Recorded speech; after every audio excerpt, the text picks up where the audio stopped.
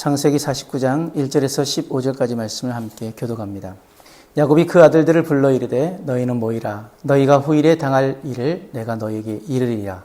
너희는 모여 들으라. 야곱의 아들들아 너희 아버지 이스라엘에게 들을지어다.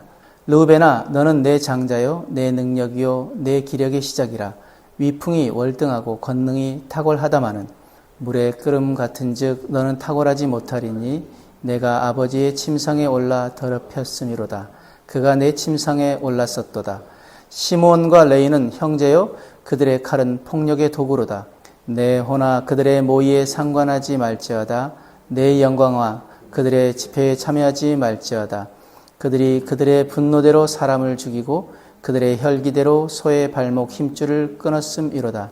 그 노여움이 혹독하니 저주를 받을 것이요 분기가 맹렬하니 저주를 받을 것이라. 내가 그들을 야곱 중에서 나누며 이스라엘 중에서 흩으리로다. 유다야 너는 내 형제의 찬송이 될지라. 내 손이 내 원수의 목을 잡을 것이요 내 아버지의 아들들이 내 앞에 절하리로다. 유다는 사자 새끼로다. 내 아들아 너는 움킨 것을 찢고 올라갔도다. 그가 엎드리고 웅크림이 수사자 같고 암사자 같으니 누가 그를 범할 수 있으랴. 규가 유다를 떠나지 아니하며 통치자의 지팡이가 그 발 사이에서 떠나지 아니하기를 실로가 오시기까지 이르리니 그에게 모든 백성이 복종하리로다. 그의 나귀를 포도나무에 매며 그의 암나귀 새끼를 아름다운 포도나무에 맬 것이며 또 그 옷을 포도주에 빨며 그의 복장을 포도즙에 빨리로다. 그의 눈은 포도주로 인하여 붉겠고 그의 이는 우유로 말미암아 희리로다. 스불론은 해변에 거주하리니 그곳은 배 매는 해변이라. 그의 경계가 시돈까지 이르리로다. 이사갈은 양의 우리 사이에 꿇어 앉은 건장한 나귀로다.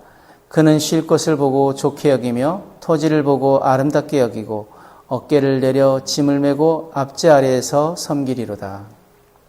만약 여러분들이 이제 이 땅을 떠나야 할 때 여러분들 자녀들에게 어떤 말들을 남기길 원하십니까? 사람 마지막 순간에 가장 중요한 말을 남긴다고 합니다. 오늘 본문은 야곱이 죽기 전에 아들들을 불러 모으는 장면입니다. 야곱에게는 12아들이 있었습니다. 그런데 그 아이들은 모두 성격이 달랐고 실수도 많았고 또 부족한 부분들도 있었습니다. 어떤 아들은 욕심 때문에 넘어졌고 어떤 아들은 화를 참지 못했고 어떤 아들은 편한 것만 찾았습니다. 그런데 야곱은 그 아들들 한 사람씩 바라보며 말합니다. 너희가 행한 삶대로 그 결과들이 나타날 것이라고. 오늘 말씀을 통해 하나님께서 우리에게 원하시는 것이 무엇이며 기뻐하시는 삶이 무엇인지 함께 나눠보길 원합니다. 1절, 2절에 야곱은 아들들을 불러서 이렇게 말합니다. 너희는 모이라. 너희가 후일에 당할 일을 내가 너에게 이르리라. 너희는 모여서 들으라. 왜 모이라고 했을까요?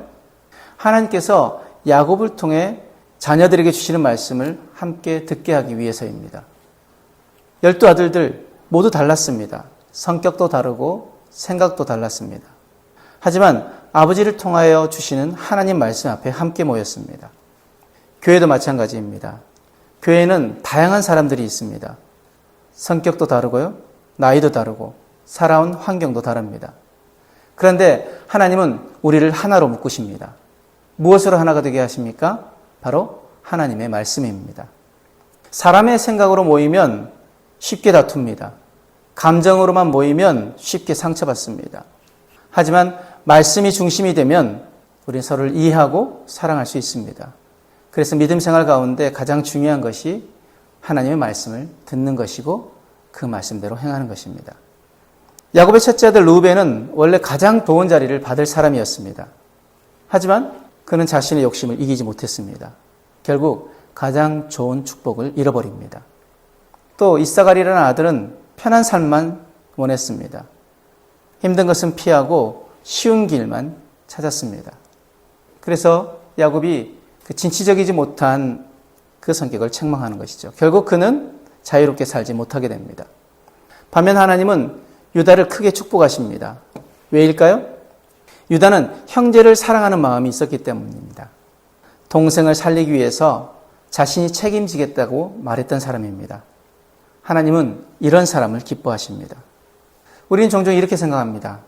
능력이 많으면 하나님께 쓰임 받겠지. 똑똑하면 하나님이 좋아하실 거야. 하지만 우리 하나님은 겉모습보다 그 마음의 중심을 보십니다.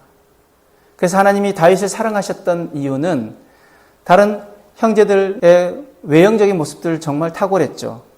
그러나 그 다윗 안에 있는 하나님을 향한 그 마음 중심을 보고 내가 저를 기뻐한다라고 말씀하셨던 것입니다. 또한 하나님은 교만한 사람보다 겸손하며 사랑하는 사람을 사용하십니다. 욕심 많은 사람보다 하나님을 두려워하는 사람을 사용하십니다. 시므온과 레위는 화를 참지 못했던 사람들이었습니다. 자기 기분대로 행동했고 분노를 폭력으로 나타냈습니다. 물론 여동생이 당한 일에 가만히 있을 수 없는 건 이해할 수 있습니다. 누구라도 아마 가만히 있지 못할 것입니다. 그런데 그들은 잔인한 방법으로 보복합니다. 결국 하나님은 그들의 잘못을 책망하십니다.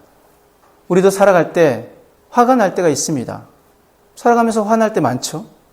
가정에서도 화가 나고 사람 때문에 속상할 때도 있습니다. 억울한 일 당할 때면 화가 납니다. 하지만 하나님 우리에게 말씀하십니다. 잠언 14장 29절 말씀에 화를 참는 자는 지혜로우나 성미가 조급한 사람은 미련을 드러낸다. 여러분, 믿음 좋은 사람은 화를 전혀 안 내는 사람이 아닙니다. 화를 하나님께 맡길 줄 아는 사람입니다. 내 감정을 함부로 쏟아내면 관계가 깨집니다. 가정도 힘들어지고 교회도 상처를 받습니다. 그래서 하나님은 우리에게 사랑과 화평의 길을 선택하라고 말씀하시는 것입니다. 오늘 말씀을 우리 삶에 어떻게 적용할 수 있을까요? 첫째, 하나님의 말씀을 가까이 해야 합니다.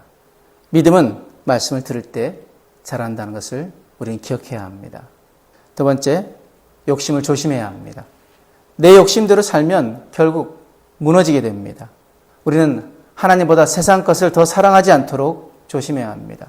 세상 것은 끊임없이 우리에게 욕심을 부추기고 그것으로 인해서 결국 하나님을 떠나게 만드는 것입니다. 세 번째, 화를 잘 다스리시길 바랍니다. 감정대로 말하지 말고 먼저 기도하시길 바랍니다. 그리고 성령님께 도움을 구하시길 바랍니다. 성령님, 제 입술을 지켜주세요. 야곱은 마지막으로 아들들에게 말했습니다. 들으라. 오늘 하나님도 우리에게 말씀하십니다. 내 말을 들으라. 세상의 소리보다 하나님의 말씀을 더 듣기를 원합니다. 내 감정보다 하나님의 뜻을 더 따르기를 원합니다. 하나님 말씀을 붙드는 사람은 흔들리지 않습니다. 그 하나님 말씀을 붙드는 사람의 가정도 믿음도 삶도 하나님께서 붙들어 주시기 때문입니다. 오늘도 우리가 그 하나님 말씀을 듣고 순종하는 저와 여러분들의 삶이 되어지길 주님의 이름으로 축복합니다.